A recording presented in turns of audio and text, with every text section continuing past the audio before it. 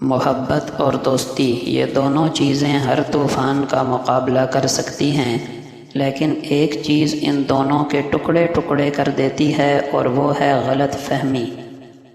کسی کی زندگی سے اتنا بھی متاثر نہ ہو کہ اپنی زندگی بوجھ لگنے لگے۔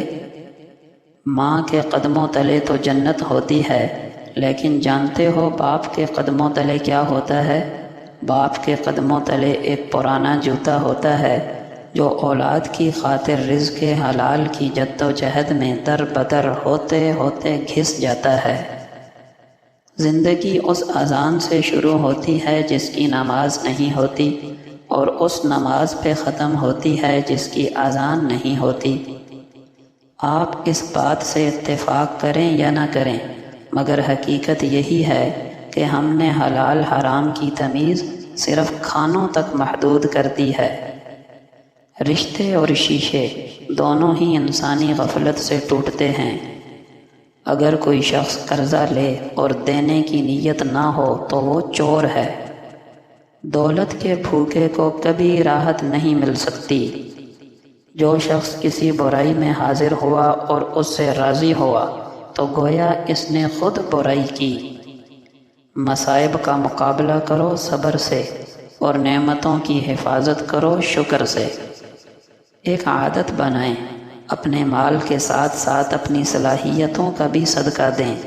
کسی کو مخلصانہ مشورہ دیں، کسی کا مفت میں کام کر دیں، کسی کی کوئی مشکل آسان کر دیں، کسی کا دکھ بانٹ لیں، کسی کی خوشی کی وجہ بن جائیں۔ آپ کی اپنی مشکلیں، پریشانیاں اور بلائیں ٹلتی جائیں گی۔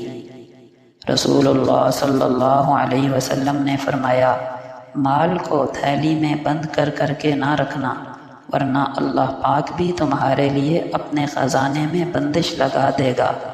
جہاں تک ہو سکے لوگوں میں صدقہ خیرات کرتے رہو۔ نبی کریم صلی اللہ علیہ وسلم نے فرمایا، اللہ کے ہاں سب سے پسندیدہ کھانا وہ ہے جس میں کھانے والے ہاتھ زیادہ ہوں۔ نبی کریم صلی اللہ علیہ وسلم نے فرمایا، جب کوئی شخص فوت ہو جاتا ہے تو اسے صبح و شام اس کا ٹھکانہ دکھایا جاتا ہے۔ اگر وہ جنتی ہے تو جنت کا ٹھکانہ دکھایا جاتا ہے، اور اگر جہنمی ہے تو جہنم کا ٹھکانہ دکھایا جاتا ہے۔ کہا جاتا ہے یہ تیرا ٹھکانہ ہے، حتیٰ کہ تجھے قیامت کے دن قبر سے اٹھایا جائے۔